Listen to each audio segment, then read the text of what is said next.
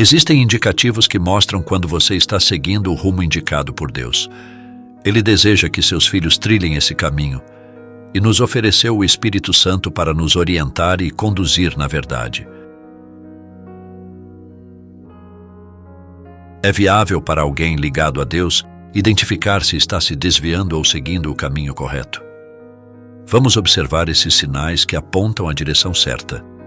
Primeiro, quando suas perspectivas ou você mesmo são rejeitados pelo mundo, isso pode indicar que está no caminho adequado. Recordo-me de uma citação que mencionava como Jesus disse, em João 15:18, que o mundo odiava a ele. De maneira similar, se você segue os passos de Jesus, o mundo também poderá ter esse mesmo sentimento em relação a você. Se o mundo não demonstra hostilidade, pode ser um sinal de que sua conduta não se assemelha à de Jesus. Há duas opções: agradar a Deus ou agradar ao mundo, pois são extremos opostos e não se misturam. Ao seguir a tendência geral do mundo, é provável que esteja indo na direção oposta à de Jesus Cristo. A Bíblia menciona que Satanás é o governante deste mundo. Quando tentou Jesus, oferecendo-lhe os reinos terrenos, revelou seu domínio sobre eles. O mundo está se afastando dos princípios bíblicos, seguindo uma trajetória distante dos ensinamentos de Jesus Cristo. Como mencionado em Mateus 7:13 e 14, largo é o caminho que leva à perdição, enquanto estreito é o caminho que leva à vida. Poucos encontram o caminho estreito, enquanto muitos seguem pela via larga, não condizente com a vontade de Deus. O rumo seguido pelo mundo é terreno, e se você não se alinha a isso, é um sinal claro de estar no caminho certo. Então, o que significa ser terreno? Às vezes é complicado perceber a influência do mundo em nossas vidas, mas não devemos deixar que ele dite nossos pensamentos e ações. Em vez disso, devemos submeter nossos modos à vontade de Deus.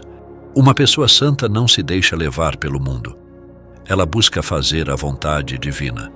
Não se pode ser terreno e santo ao mesmo tempo, pois são extremos opostos. Se você segue o caminho da santidade, está no caminho correto, recebendo a aprovação de Deus, o qual sorri para você.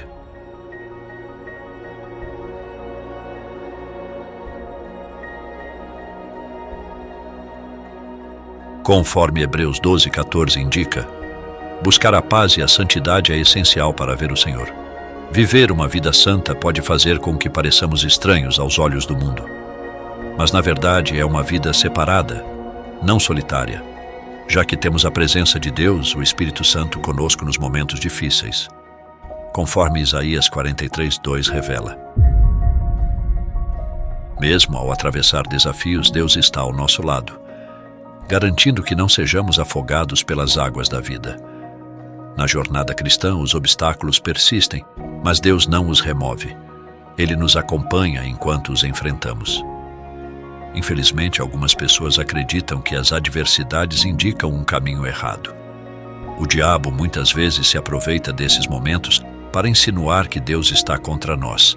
Porém, Isaías nos lembra de que Deus está conosco durante essas dificuldades.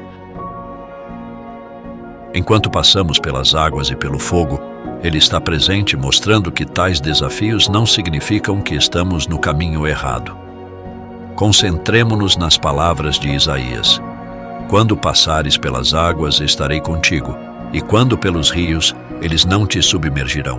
Quando passares pelo fogo, não te queimarás, nem a chama arderá em ti. Deus promete estar presente. Ele não envia um anjo ou uma equipe de salvamento, mas está lá junto a você naquela situação. Ele se envolve nos momentos difíceis de seu povo.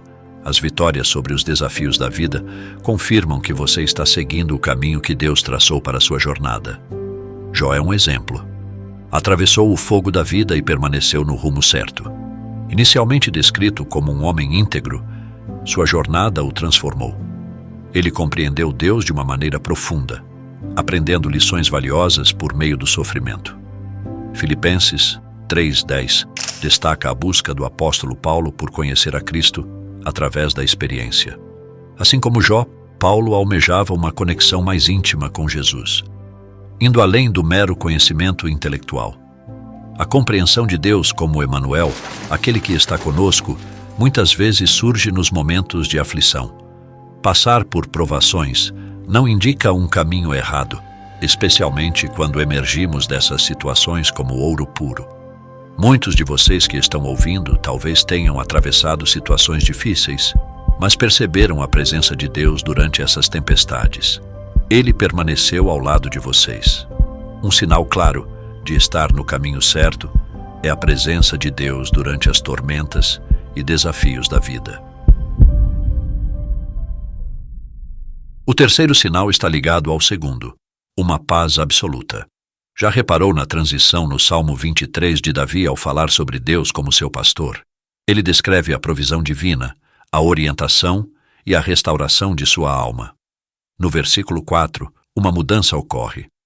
Mesmo passando pelo vale da sombra da morte, Davi declara que não teme mal algum, pois Deus está com ele, trazendo conforto por meio de sua vara e cajado.